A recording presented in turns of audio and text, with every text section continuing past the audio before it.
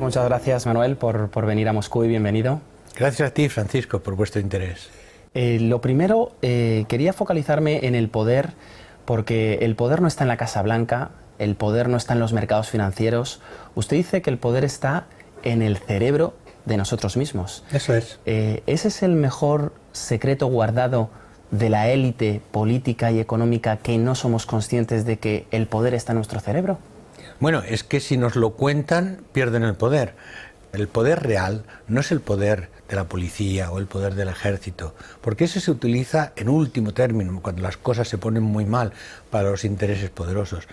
Lo más importante es que si tú quieres tener poder sobre mí, si consigues que yo piense de formas que favorecen lo que tú quieres, o de formas que yo estoy resignado con mi condición, aunque no me favorezca, ahí está el poder. Por tanto, lo esencial es el poder está en la mente, y la mente se organiza en función de redes de comunicación, redes neuronales en nuestro cerebro en contacto con redes de comunicación de nuestro entorno. Por tanto, quien controla la comunicación controla el cerebro y, por tanto, controla el poder. Y ahora mismo ha surgido un movimiento que intenta todo lo contrario en sí mismo, que intenta apoderarse de las plazas, de las calles y decir que esto no funciona, que esto no es así, que quieren que el poder llegue a las personas. Es un grito que otro tipo de personas dicen que no va a tener ningún eco realmente en la política y en la economía. ¿Usted qué cree? Que depende de lo que se entiende por eco. Si quiere decir que de esto sale un partido político que gana las elecciones en los próximos 2 años, no es nada seguro. Todos estos movimientos se plantean a largo plazo. El eslogan más difundido en los indignados o indignadas, porque el movimiento se llama en femenino, las indignadas españolas, es vamos despacio porque vamos lejos. Esa es la cosa. ¿Vamos lejos a dónde? Hacia un cambio de la mente de los ciudadanos que, en último término, cuando todo el mundo sea más consciente, se transformará en un cambio de actitud también de las élites políticas. Y ahí es donde puede haber un cambio. Ahora, ¿esto es demasiado idealista? Bueno, primero, los datos muestran que en España, consistentemente hasta ahora, un 70% de los ciudadanos están de acuerdo con las críticas del movimiento, lo que dice el movimiento. También piensa una mayoría de los ciudadanos que no van a poder cambiar las cosas a corto plazo. Las dos cosas son compatibles. Tú puedes pensar que tienen razón, pero que no tienen los instrumentos, que es lo que piensa la propia gente del movimiento. Usted dice que hay un 70% de ciudadanos que están desencantados. No, que están de acuerdo con las críticas del movimiento al sistema y que piensan que la gente en este movimiento tiene razón. ¿Y por qué no hay, si es una gran mayoría, transformaciones? Muchos estamos aletargados, dormidos. No, porque ¿a quién van a votar? No hay nadie a quien votar. El propio movimiento no quiere constituirse en partido para no reproducir la vieja política. En general, entre lo que piensa la gente del movimiento y el sistema político hay un tal desfase que no hay una expresión política que sea capaz de este movimiento. Entonces, por ejemplo, si los socialistas hubieran sido capaces de pensar que un movimiento así podría revitalizarlos, pero es que los socialistas han estado totalmente metidos en la especulación financiera. Son ellos los que han llevado un Banco de España que ha sido incapaz de supervisar nada porque no les interesaba supervisar. Son ellos los que han cambiado la Constitución para obedecer a Merkel en una llamada de teléfono en 24 horas.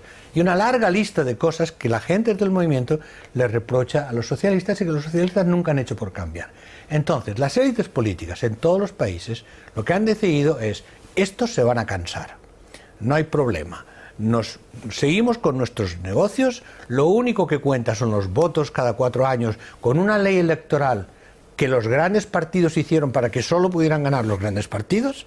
La ley electoral no es un ciudadano o una ciudadana un voto. La ley electoral, lo que los partidos interpretan que les favorece más cuando ellos están haciendo la ley electoral. En Estados Unidos, si no eres demócrata o republicano, no tienes ninguna posibilidad. Más, si no tienes dinero en Estados Unidos, no puedes ganar. No puedes ganar, simplemente no consigues votos si no compras las campañas con dinero. Entonces, las críticas de este movimiento, en todas partes, no es que no haya democracia, sino que esta democracia tiene aspectos necesarios pero no suficientes. Y que por consiguiente, con esas reglas del juego sesgadas, poner toda la energía en llegar a hacer la política formal simplemente es una operación sin sentido, en la que la gente se agota y que reproducen los viejos esquemas que los grupúsculos de izquierda, trotskistas, marxistas-leninistas, de todo tipo, han estado haciendo siempre y nunca llegan a nada. O bien intentan la revolución armada, cosa que nadie quiere porque es un movimiento no violento, claramente no violento en todas partes, o bien entonces tienen que hacer otra cosa, que es el largo camino de transformación de las conciencias para que en su momento los ciudadanos puedan tomar otras decisiones y de ahí puedan surgir nuevas fuerzas políticas. Y surgir nuevas fuerzas políticas con otro cambio en el juego, ¿o no? Porque tiene que cambiar las reglas. Tiene que cambiar el juego. Miren, yo una de las pocas cosas concretas que sí hice en el movimiento español, uno de los grupos, porque el movimiento no existe, no es el movimiento, sino hay distintas comisiones, distintos grupos. Una de las comisiones me pidió hacer una propuesta de reforma de la ley electoral, que lo hice con un buen amigo especialista en estos temas, Javier Nadal, de Madrid, y lo presentamos, se discutió muchísimo en la web, etcétera. Bueno, el movimiento, muchas de las personas asumieron esto, pero bueno, que eso es una propuesta mucho más de voto proporcional, de limitar el poder de los grandes partidos, de hacer que en el Parlamento, incluso visualmente, la gente que no vota esté presente, no con representantes, sino con vacíos en el Parlamento. O sea, si hay 30% de españoles que no votan, esos 30% deben estar marcados incluso en escaños en el Parlamento, y las mayorías de decisión del gobierno deben hacerse sobre el conjunto de los ciudadanos y no solo sobre los que han votado concretamente, porque muchos no votan no porque sean vagos, sino porque no tienen a quién votar. Entonces, hay toda una serie de cosas que se podrían conseguir. Pero ¿qué pasa? Hay las instituciones políticas, los partidos políticos, tienen una tremenda resistencia a ser de verdad democráticos. Entre otras cosas, porque es su modo de vida. Son profesionales de la política. En todos los países, la profesión que está abajo en todas las escalas de reputación son los políticos, la clase política. Incluso en Italia, en una de las encuestas, los pusieron en la lista de profesiones también a prostitutas y mafiosos y salieron mejor que los políticos. Y la gente, cuando le preguntaban por qué, decía, ellos por lo menos dicen lo que hacen. Entonces, hay una crisis de confianza en todo el mundo con la clase política. Si esto continúa así, no puede... En algún momento se van a romper las reglas del juego en la sociedad y eso sí sería muy grave. El hecho de que en España haya una situación relativamente calma y pacífica, con 22% de paro, de desocupación, y 48% de desocupación entre los jóvenes, y que no hay grandes problemas en la calle, es simplemente, afortunadamente, que hay este movimiento que canaliza el debate, que canaliza las protestas, que da una esperanza, sobre todo a los jóvenes, de que pueden empezar a organizarse entre ellos y vamos a ver qué pasa. Pero si la situación continúa así, este movimiento necesariamente se va a radicalizar, necesariamente. Pero Manuel, ¿por qué se ha separado tanto las instituciones de la gente? ¿Por qué se ha ido abriendo cada vez más brecha? Primero, porque las élites financieras son las que detentan el poder económico y han montado un sistema en que en lugar de prestar para producir, lo que han hecho es vender dinero para crear dinero artificial y montarse en un esquema a nivel global, no solo en España, a nivel global, en que todo es ficticio, en que han inflado artificialmente los precios del inmobiliario, han inflado los precios de las acciones y le han prestado a la gente, incluso le han metido por la boca préstamos que la gente le daba miedo y que no entendían, porque su negocio ha sido vender dinero, vender préstamos en cualquier condición, de forma totalmente irresponsable desde el punto de vista de la economía, pero muy interesante para ellos, porque todos los grandes ejecutivos que están ahora dejando los bancos y cajas, todos se van con indemnizaciones millonarias, o sea que a ellos les ha ido muy bien. ¿Cuándo la honestidad va a ganar en esta... ¿Cuándo la justicia va a ganar en estas reglas del juego de las que hablábamos, de que se tiene que reorientar y que a los que desahucien sean a los bancos y a los que ayuden sean a los ciudadanos? Cuando los ciudadanos tengan la capacidad de cambiar a los políticos. Esa es la cuestión. Entonces dicen, bueno, sí, pues los pueden cambiar, pueden votar. Pero primero, pueden votar cada 4 años.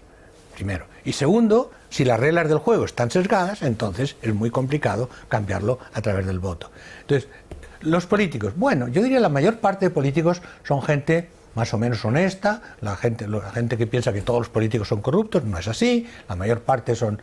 Pero, ¿cuál es el punto central para un político? Conservar el puesto. Eso es lo más importante, porque la mayoría es su profesión. Si no hacen eso, se tendría que dedicar a trabajar como todo el mundo. Así tienen mejores sueldos, mejores cargos, la mayoría de ellos no tienen un muy alto nivel profesional, porque si no estarían ganando mucho más dinero en la empresa privada, y entonces la clase política se reproduce a sí misma. Para medrar en un partido tienes que empezar por ser de uno de los grupitos del partido, seguir al líder, llevar la cartera, luego seguir al otro. Es todo un mundo cerrado en sí mismo. Ese mundo no tiene aire. Entonces lo que ha pasado es que con Internet se han abierto las ventanas. Con Internet la gente puede decir lo que quiera, porque los políticos y los financieros juntos controlan los medios de comunicación. No a los periodistas profesionales, afortunadamente, que son la línea de resistencia, pero sí a los propietarios de los medios de educación y por tanto a las líneas editoriales de los medios de educación. Por consiguiente, control de los medios, control de las finanzas y por tanto de la economía, control del Estado a través de una clase política que se reproduce a sí misma, y fuera de eso solo quedaba Internet. Pero justamente desde Internet se han construido redes de debate, redes de organización, redes de acción, pero que para actuar sobre la sociedad tienen que salir, tienen que ir a la calle, tienen que parar desahucios, tienen que empezar presionando sobre comisiones de investigación. Es esa combinación de Internet como espacio libre de comunicación y el espacio público como espacio de ocupación del espacio como ágora pública, no para otra cosa. Esa combinación ha cambiado el juego. Lo que pasa es que de momento eso no se traduce todavía en grandes cambios en la política porque el sistema está cerrado. Si le parece, Manuel, hacemos una pequeña pausa y enseguida continuamos con la entrevista.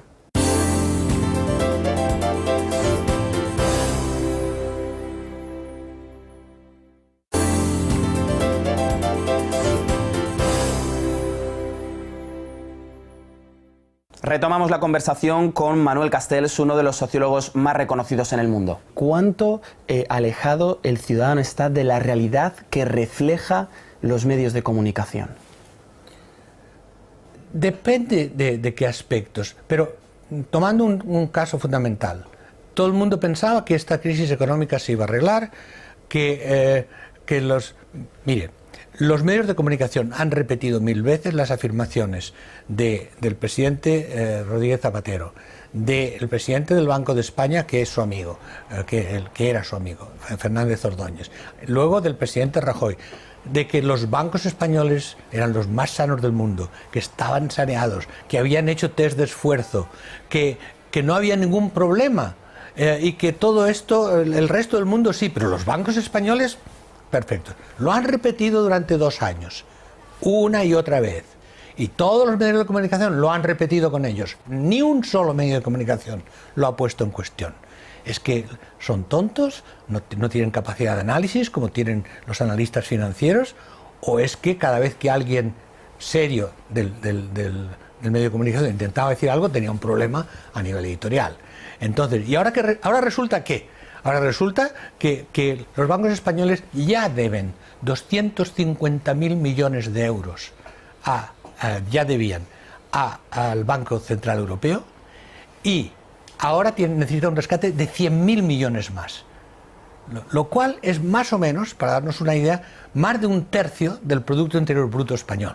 La deuda, por tanto, impagable, por tanto, quebrados. No teníamos los bancos perfectos en el mundo. Luego podíamos ir punto por punto, pero solo tomando esto, es simplemente decirles a los ciudadanos: sus dineros están en peligro, pero no se lo decimos. Entonces, claro, hay un problema, en estos momentos yo he escrito varios artículos mostrando la alta posibilidad de que el euro, como mínimo, se devalúe considerablemente. Incluso puede salir. Entonces yo he aconsejado que los ciudadanos hagan lo que están haciendo los fondos de depósitos multinacionales en Europa, que es desprenderse de sus euros y cambiarlos por dólares o francos suizos.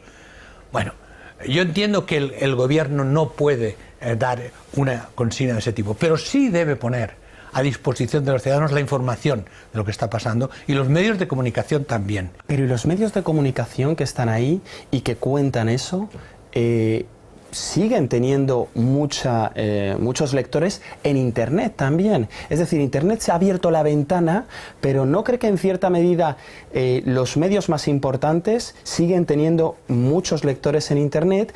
Y esa ventana que se ha abierto, es decir, nosotros nos podemos comunicar, pero ¿cómo te llego a conocer? Porque al final los grandes medios de comunicación son los conocidos. ¿Cómo aprendemos a recorrer nuevas maneras de informarnos que están en otro lado pero que desconocemos y que los medios siguen copando ese paraguas, ¿no? Sí, tienes razón. Pero primero, lo que hace la gente, cada uno nos montamos nuestro propio periódico o nuestro propio medio de comunicación online. Es decir, no leemos El País o El Mundo o La Vanguardia enteramente. Tomamos un artículo de aquí, un artículo de allá, lo comparamos con otras fuentes de la prensa extranjera, miramos qué nos dicen nuestros amigos. Es decir, primero nos hacemos un mosaico de información. No estamos prisioneros de un medio. Pero en sus estudios dice que el lector, el ciudadano, quiere reforzar lo que piensa, no se quiere informar, por otro lado. Bueno, eso también es cierto. Lo que sabemos es que la gente busca, sobre todo, reforzamiento de sus opiniones. Eso es cierto. Pero eso es porque al ciudadano se le ha dado tan poca posibilidad de ser ciudadano, de ser activo, sino más bien ser consumidor pasivo. Entonces lo que pasa es que la gente no está acostumbrada a abrir sus propias ventanas, no las ventanas de Internet, sus propias ventanas. Entonces, si su opción es entre los medios que ya existen, entonces su opción es lo que a mí me gusta más es lo que yo voy a leer o es lo que yo voy a ver. Ahora, otra lógica es si la gente entra en una fase de espíritu crítico, si desconfía de todos los medios, entonces ahí empieza otra actitud, que es la actitud de primero la wikinformación. O sea, yo me informo a mis amigos me informan a mí, yo voy discutiendo y se organiza un gran debate en Internet de los que van saliendo cosas. En función de ese espíritu crítico en red, entonces se reexamina lo que están diciendo los distintos medios. Pero si de ahí pasa un espíritu crítico, eso reconstruye todo el mecanismo de información y se pasa de mensajes de muchos a muchos en lugar de recibir un mensaje de unos pocos emisores. Usted decía que estamos en la sociedad de la información, pero estamos desinformados, estamos con una educación muy pobre y además usted dice que tenemos miedo en cierto sentido, que el miedo es una herramienta fundamental en todo este mecanismo. ¿Cómo funciona el miedo para que no se rompan las reglas del juego y para que sigan copando las estructuras de poder los de siempre? Sí. Bueno, en primer lugar, la educación es pobre, pero en términos históricamente relativos estamos más educados que antes. Y una de las cosas que se ve en todos estos movimientos en el mundo, si hay una variable que explica la composición social del movimiento, es gente educada. O sea, gente que ha tenido estudios universitarios. Esto es importante. No hay contradicción, la gente está más educada que antes y porque está más educada se plantea más problemas. Lo que más educado no quiere decir que gane más dinero. El activista típico del movimiento en todos los países es el profesional de 30 o recién graduado universitario de unos 30 años con un trabajo muy precario o sin empleo. Eso es el típico. ¿Cómo esta gente entonces puede pasar a una actitud más crítica? Fundamentalmente apostando sobre un cambio de la mentalidad. Y los movimientos siempre dan un ejemplo en todas partes del mundo. Los movimientos, los derechos de la mujer. Hace 40 años, ningún partido mayoritario hablaba como tema prioritario de los derechos de la mujer. Hoy día, si no hablan de esto, tienen un problema. Hace 30 años, la idea de desarrollo sostenible, de que había que defender un modelo ecológico, de que había que integrar la naturaleza en la cultura, en el consumo, etc. Todo esto eran cosas de radicales de Berkeley, radicales del mayo del 68 de París, pero que ningún partido serio lo tomaba en su programa. Hoy día, todos los partidos se tienen que pintar de verde un poquito, porque si no, tienen rechazo. Es decir, hay grandes ideas en profundidad, que no son tal partido o tal líder, sino formas de concebir nuestra vida y la sociedad. Estos grandes cambios mentales toman tiempo, toman debate y toman el hecho de que es el conjunto de la gente y no unos cuantos líderes los que tienen que pensarlo. Y ahora entra dentro de esos derechos el derecho a poder entrar en Internet libremente. Otro de los puntos esenciales, como fue el desarrollo sostenible, como han sido el derecho a la mujer, ahora entra en toda Europa y hay más de 50 partidos ya creados, el de los partidos piratas, que antes era impensable, ¿no? Eso tiene usted mucha razón. En este momento, defender la libertad en Internet es la base para defender la libertad, punto. La libertad en todos los sentidos. Como los poderes establecidos cada vez más desconfían de Internet, de hecho odian Internet. Si pudieran liquidarlo, harían como los chinos, Internet muy bien para negocio y para la educación, pero para nada más. Pero no es tan fácil, no es tan fácil. Ahora, hay tanto peligro sobre la libertad en Internet que realmente los jóvenes están surgiendo una serie de partidos, de movimientos, etcétera, que van a crear muchos problemas a los que intentan acabar con la libertad de Internet. Entonces, lo que está ocurriendo en todos los países es que poco a poco el viejo sistema se está consolidando en partidos de derecha o de izquierdas que se ponen de acuerdo en lo esencial, en resistir nuevas formas de representación democrática. Y de ahí hay dos cosas que pueden ocurrir. O bien, estas instituciones finalmente se abren y aceptan redefinir el juego democrático, o si no se abren, entonces yo soy muy pesimista, porque yo no creo en las revoluciones violentas, sino lo que creo es en situaciones de tensión que se van a multiplicar en una situación de catástrofe económica, en una situación de no representatividad política y con la gente consciente y crítica y el sistema cada vez más atrincherado en defenderse a sí mismo. Pero Manuel, ¿usted tiene esperanza o no? Yo siempre tengo esperanza, pero sobre todo tengo esperanza porque estos movimientos tienen esperanza. Estos movimientos yo los llamo, el libro que se va a publicar en España se llama Redes de Indignación y Esperanza, porque son los dos sentimientos que hay en el movimiento. La indignación ha sido fundamental para superar el miedo, porque el miedo es la emoción sobre la que se basan todas las sociedades para seguir en los mismos sistemas y no cambiar. La gente tiene miedo de que si hace algo que no está en el sistema, como mínimo pierde su trabajo o pierde otras cosas, es la historia general. ¿Cómo se supera el miedo? Hablando neurocientíficamente, porque hay experimentos, con la indignación.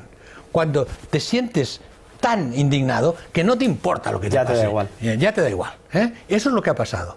Pero eso, si no se transforma en un sentimiento positivo, entonces la indignación es pura rabia y eso va al enfrentamiento. ¿Cuál es el sentimiento positivo? La esperanza. La esperanza de que con todo eso algo cambia. ¿Cómo se construye la esperanza? También lo sabemos. Con gente que está junta, que se junta. Por eso el tema en España, Juntas Podemos, es esto, la idea de yo no puedo, tú no puedes, pero muchos juntas sí que podemos. Y el juntas no es solo quién está en la Puerta del Sol, o quién está en la Puerta del Sol y en Santiago, sino también quién está en otros países, quién está haciendo cosas en otros países. Entonces la viralidad de estos movimientos no es solo una función de Internet, es que necesitas la viralidad para poder seguir haciendo algo aparentemente imposible, que es reconstruir la democracia a partir de los deseos de los ciudadanos. Pues muchas gracias, Manuel. Nos vamos con esos deseos de los ciudadanos que ojalá que se cumplan y muchísimas gracias por tu tiempo. A ti por tu interés. Pues con el análisis incisivo, esperanzador y comprometido de Manuel Castells nos despedimos. Será hasta la próxima.